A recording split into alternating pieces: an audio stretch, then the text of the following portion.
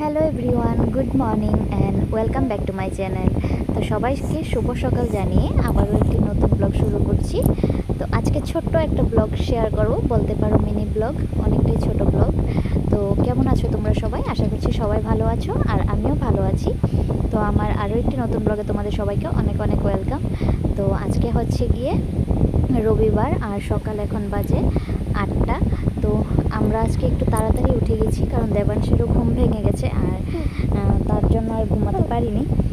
সকাল সকাল উঠে গেছি আর ও দেখো কী করছে, আমার গলারটা নিয়েও খেলা করছে। তো এই মানে উঠে অনেকটা পরেই তোমাদের সাথে ইন্ট্রোটা দিচ্ছি।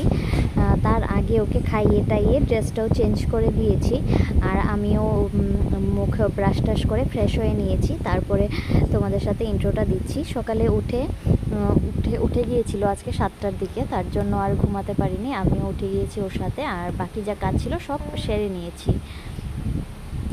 আর এই দেখো, যখন ঘুম থেকে উঠেছিল তখন ওর ঠাম্মি পুজো দিচ্ছিল। তো পুজো দিয়ে গীতা পড়ছিল আর আমি ওকে বসিয়ে দিয়েছিলাম। গীতা পড়ছে, ও বসে বসে গীতা পড়ছে, শুনছে।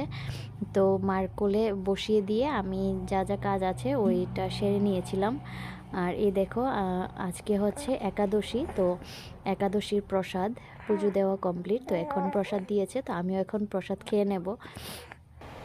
আর এই দেখো, প্রসাদগুলো আমার হাজব্যান্ডের জন্য দিয়েছিল, তো আমি ওটাও খেয়ে নিয়েছি। আমার একাদশীর দিন প্রসাদটা আমার খুব ভালো লাগে, তার জন্য ও খাবে না, যদিও একটু খাই, তার জন্য আমি খেয়ে নিয়েছি। আর এই দেখো, প্রসাদ খেয়ে আমি ঘরটাও গুছিয়ে নিয়েছি। ঘরটা অনেকটা আগোছালো হয়ে থাকে সকালবেলা, তো গুছিয়ে টুছিয়ে। আর এই দেখো, দেবাংশেরও কিছু কাপড় চোপড় ছিল, ওইগুলোও আমি ধুয়ে টুয়ে দিয়েছি আর ওকেও খাইয়ে টাইয়ে দিয়েছিলাম। আর এই দেখো, আকাশটা অনেকটাই মেঘলা হয়ে আছে, কারণ আগের দিনও বৃষ্টি হয়েছে আর আজকেও হয়তো বৃষ্টি আসবে। আর এই দেখো, তোমাদের সাথে শেয়ার করছি আমাদের বাড়ির গাছের ফল, মিন্স আম আর বেগুন। বেগুন গাছ আছে আমাদের বাড়িতে কয়েকটাই, তো এই বেগুনগুলো হয়েছে। তো এগুলো ছোট ছোট বেগুন, মা হয়তো পেরে নিয়েছে। আর এদিকে দেখো, সব কাজগুলো সেরে এবার এসে পড়লাম আমি রান্নাঘরে। আর এসে আগের দিন রাত্রে কলার মোচার তরকারি রান্না করেছিল আর ডাল রান্না করেছিল, তো ওইটাই আমি এখন গরম করে নিচ্ছি। যেহেতু আজকে একাদশী আর আমাদের বাড়িতে নিরামিষ, আর ওইগুলা গরম করে তারপর আমি ভাতটাও বসিয়ে দিলাম আর সাথে ভাজাও বসিয়ে দিলাম, কারণ আজকে তো নিরামিষ বলে আর তেমন কিছু রান্না হবে না। তো রান্না টান্না করে তারপরে আমি আসলাম চা খেতে। আর ওর দেবাংশের পাপাও ও তখন ঘুম থেকে উঠেছিল, তো ভাবলাম একসাথেই চাটা খেয়ে নিই। আর তখন বাজে হচ্ছে 10:30, তখন চা খাচ্ছি। আর এই দেখো, ও বসে বসে, ওর মুডটা খারাপ, ও এখন ঘুম এসে পড়েছে ওর চোখে, তার জন্য ও দেখো হাসতে হাসতে কান্না করে দিচ্ছে, এরকম অবস্থা। আর এই দেখো, বলছিলাম না সকালে যে আকাশটা অনেকটাই মেঘলা হয়ে আছে, হয়তো বৃষ্টি আসতে পারে। আগের দিনও বৃষ্টি হয়েছে আর দেখো বৃষ্টিও এসে পড়েছে। আর বৃষ্টি আসলেই কিন্তু খুব ভালো লাগে।